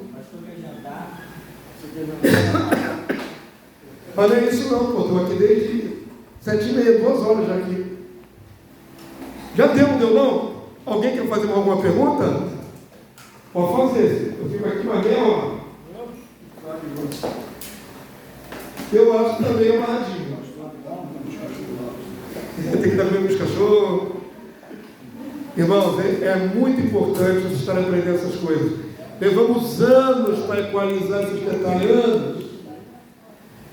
Há anos atrás, uma década atrás, eu não sabia tudo isso. A gente focava mais no espírito do engano que atua na igreja. E está desde o primeiro século. E focava muito menos no meu ministério no homem anticristo do tempo final, o tirano.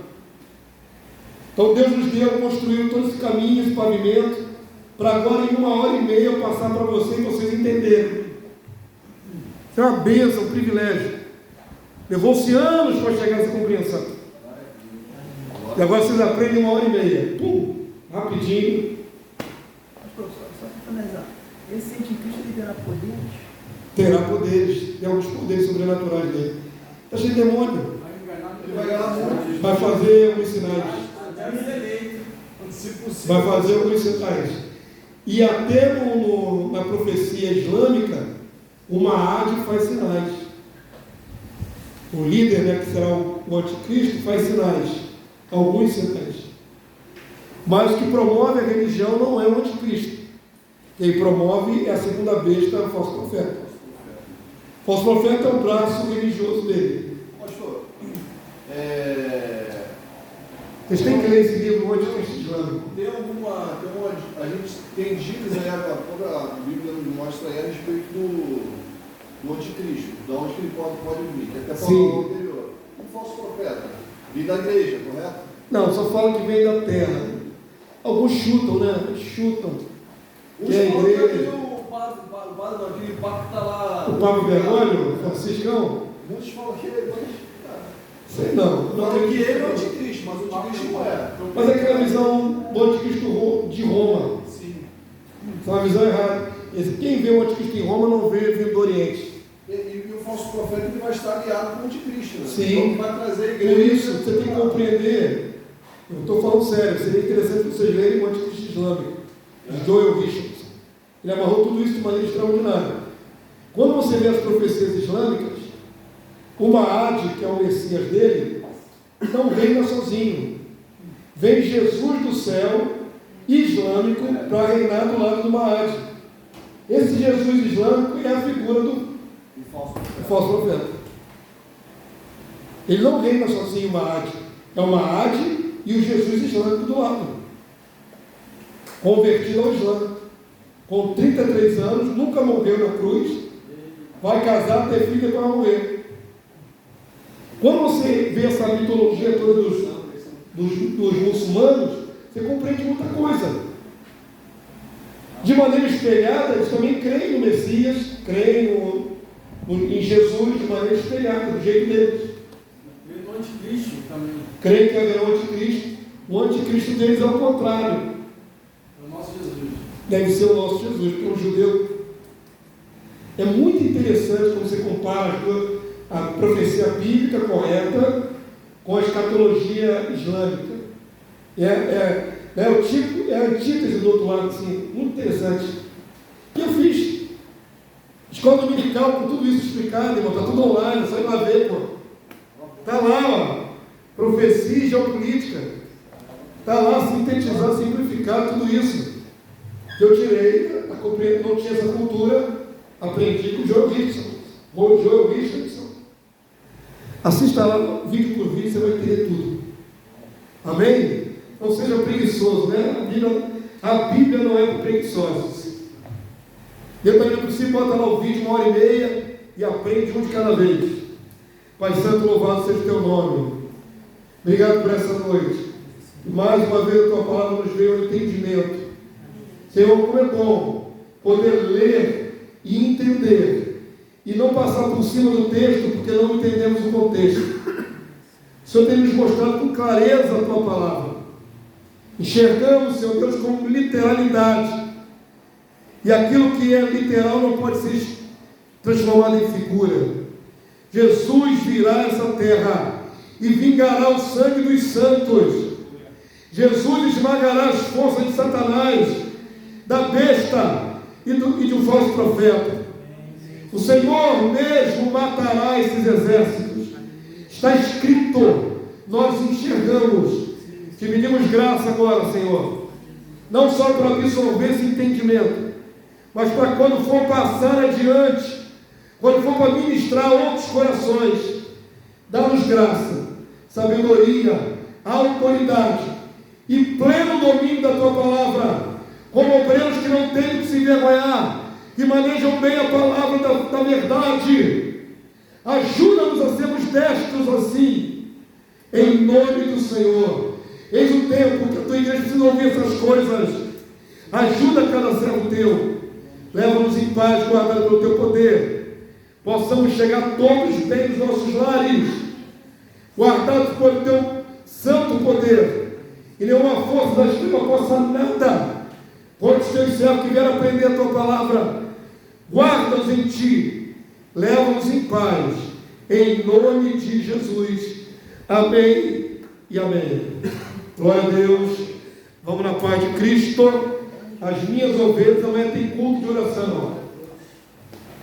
Vamos desligar tudo agora. Tem que desligar aqui primeiro. Aqui.